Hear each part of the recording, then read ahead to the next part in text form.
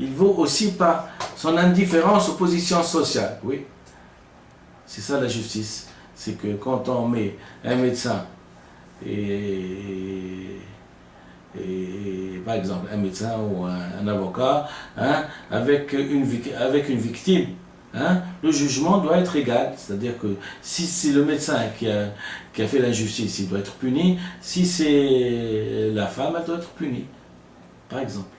Hein, au mérite divers, c'est-à-dire elle est indépendante, elle est indépendante, elle est indépendante au fait que la balance penche pour un côté comme de l'autre. C'est une balance et on met les griefs et on met le code et on voit de quel côté il penche. Penche la balance de la justice. Au talent, tout homme peut l'avoir et notre propre sens de la justice nous dit même tout homme doit l'avoir. De toute façon, c'est le problème de la justice. Tant qu'on est bien éduqué, qu'on a eu une éducation qui nous a inculqué des interdits dans notre moi, qui nous a donné une bonne éducation, une bonne moralité, on est tous justes. Personne n'aime l'injustice. Dernièrement, je crois que j'ai entendu parler d'un type qui a vu une femme se faire dérober un portefeuille dans la bouche du métro. Il s'est levé, il a couru vers les kidnappeurs, il s'est disputé avec eux, il était le pauvre assis pour rentrer chez lui. Son sens de la justice était tellement aigu qu'il n'a pas pu s'empêcher de rester assis et il a fini sur les rails, électrocuté, mort. C'est un drame. C'est un drame pour ce monsieur, mais c'est le sens de la justice. Dans la finalité, c'est le sens de la justice. Sans doute au talent. Sans doute consiste-t-il dans le penchant qui nous fait éprouver les malheurs et les peines d'autrui, que décrit si bien Rousseau. Mais sa faiblesse réside sur tout ce qui s'apparente à un sentiment d'intermittence. La faiblesse de la justice, c'est qu'elle ne doit pas être intermittente, qu'elle ne doit pas être indifférente, désarroi, indifférence à ce qu'on trouve moins touchant, injuste même. C'est-à-dire que la justice, elle doit s'appliquer sans intermittence et indifféremment. On amène quelqu'un, l'exemple de M. DSK est assez élogieux, éminence grise, et pourtant il a passé quelques jours en prison. Voilà. Il importe donc de mieux cerner le concept de justice, ce à quoi s'est attachée la philosophie dès son origine, comme à une exigence aussi essentielle pour elle que pour la communauté entière. La justice comme vertu. Bien que la justice soit plus aisée à examiner à l'échelle de la cité, considère dans son ensemble où ses caractères s'affichent en quelque sorte en traits épais et mieux perceptibles, elle est d'abord et fondamentalement une vertu de l'individu, c'est-à-dire une disposition de l'âme qui consiste, pour Platon, donc c'est une disposition de l'âme. C'est vrai que c'est une disposition de l'âme qui consiste à faire son travail et à ne pas se mêler de celui d'autrui. C'est la définition de Platon. Je me demande de mon travail, qu'est-ce qu'il vient faire ici? Mais bon, je suis en train de vous lire le texte, je me dois aussi de respecter ce qui a été dit dans le texte. Mais plutôt qu'une vertu parmi d'autres, elle est parmi les vertus cardinales, celle qui réunit trois autres. C'est-à-dire que l'importance de ce paragraphe, c'est que c'est une vertu cardinale, la justice. Alors, on décrit plusieurs types de justice, il y en a trois. La sagesse, vertu des gouvernants. Il faut être sage pour émettre un avis, il faut être sage pour toujours... le problème, c'est un problème d'antipathie. Quand on est dans le gouvernement, c'est toujours de se mettre à la place du gouverné. Hein, et émettre son avis par sagesse. Hein, Je suis allé dernièrement chez un type qui est censé combattre la corruption pour lui raconter une histoire. Il a fait la sourde oreille. Ils m'ont montré que le problème que j'étais en train de lui évoquer sur ma vie existentielle ne le regardait pas du tout. Il était plutôt accaparé sur comment pouvoir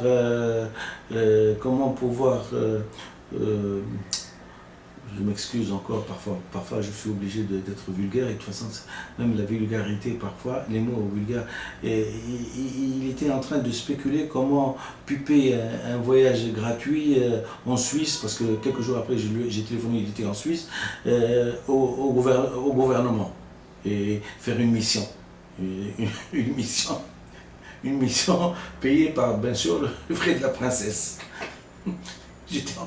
J'ai eu la maladresse et la naïveté de venir lui raconter que j'ai été volé, c'est le terme, j'ai été volé, que je demandais justice et que ça faisait une dizaine d'années que je courais. Ça n'a pas effarouché du tout.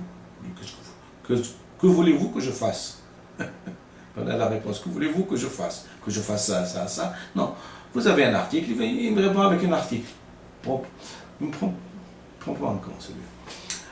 Le courage qui est la vertu des gouvernants et des guerriers. Donc la première vertu, c'est la sagesse, vertu des gouvernants. Le courage qui est la vertu des gouvernants et des guerriers. Quand on est guerrier, quand on est courageux, c'est une vertu.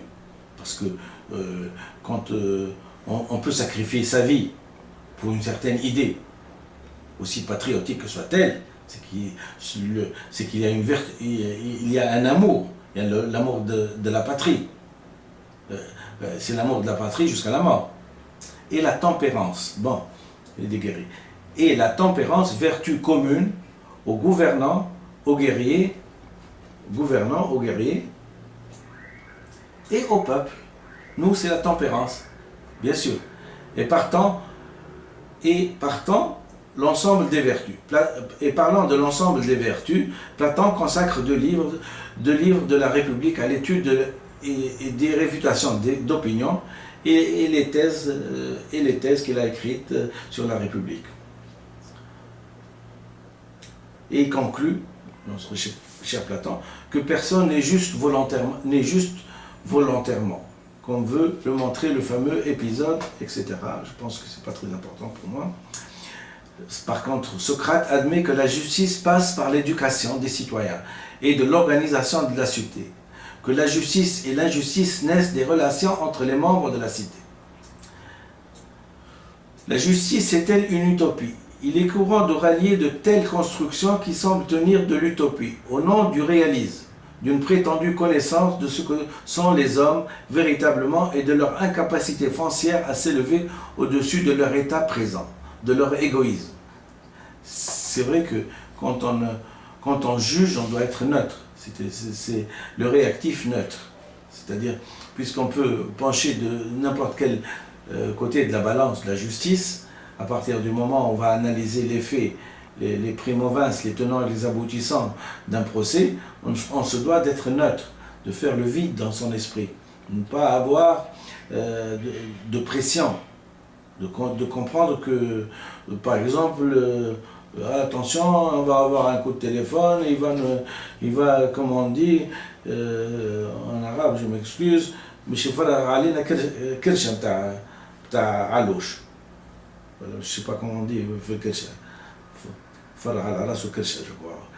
justifie ainsi leur asservissement et peut-être la cause de leur état présent. Ainsi Rousseau écrivait-il, s'il y a donc des esclaves par nature, c'est parce qu'il y a des esclaves contre nature. C'est-à-dire que, c'est important, s'il y a des esclaves par nature, c'est-à-dire que si on est en train d'enfermer les gens et de les rendre esclaves, c'est parce qu'il y a des esclaves contre nature. C'est parce qu'il y a des gens qui ont obéi alors qu'ils ne devraient pas obéir. Ce sont des esclaves contre nature. Voilà ce que nous mène la réflexion. C'est-à-dire que à partir du moment où un procès se joue à Carthage, c'est qu'on on fait de notre métier on fait de notre métier un esclavage. Et un esclavage, c'est que je suis un esclave d'un autre qui est en train de penser. Voilà. S'il y a des esclaves par nature, bah, souvent c'est le peuple. C'est parce qu'il y a des esclaves contre nature. Et si le peuple marche à quatre pattes et on est comme des esclaves, c'est parce qu'il y a des gens qui transmettent l'esclavagisme de Carthage jusqu'à nous. Voilà. Et c'est pour ça que j'ai dit dans une de mes vidéos, un esclave qui se révolte est un esclave qui dit non. Et voilà pourquoi j'ai appelé la révolution tunisienne la révolution des bénis non. Et soit dit en passant, et je pense que je l'ai mis un jour, j'ai choisi aussi béni non, mais vous le savez certainement que la révolution a plusieurs noms. La révolution tunisienne du Mu'ta du Muqtasab, la révolution des bénis non, la révolution des jasmins, la révolution du martyr Bouazizi, Mohamed Bouaziz, voilà, il y a plusieurs noms. Et donc, alors la révolution des bénis non, c'est ce que j'ai voulu dire et encore expliquer pourquoi j'ai pris bénis non, c'est en référence de certains colons en Algérie qui disaient de l'Assemblée algérienne, je crois, les bénis oui. C'est-à-dire ils disent oui sans comprendre le sens de la question. Hein? Alors nous, les Tunisiens, nous avons dit non. Non. On va plus écrire dans ce sens-là. On va écrire dans le sens commun mondial, c'est-à-dire comme le veut la montre. Voilà à peu près. Les théories comme celle de Platon ne permettent de changer l'homme en lui proposant un modèle. Elles permettent de changer l'homme en lui proposant un modèle. Bon, l'équité. Aristote est sur ce point d'accord avec Platon. La justice est la vertu accomplie, éminente. La vertu et la justice. La justice est la vertu accomplie et éminente. C'est une vertu. La justice est une vertu accomplie, éminente. Ni l'étoile du soir, ni l'étoile du matin ne sont aussi admirables. C'est vrai que quand quelqu'un rend un jugement juste, c'est admirable, dans le sens où chacun partage le juge dicte, le juge lit plutôt, le juge lit le droit et le peuple apprécie l'exactitude de la justice. Voilà, c'est ce que je voulais dire sur l'équité. Bon, je ne veux pas vous faire un cours de droit, et d'ailleurs je n'ai aucune compétence, mais j'ai voulu quand même informer les gens qui n'ont pas eu la chance d'arriver à ces textes qui sont assez compliqués. Moi j'ai eu la chance par le truchement du fait que maintenant je m'intéresse un peu à la société, et donc j'ai voulu le partager avec vous tout en vous demandant toujours de bien réfléchir sur le problème de la justice. Il y a bien sûr d'autres problèmes sur l'équité, sur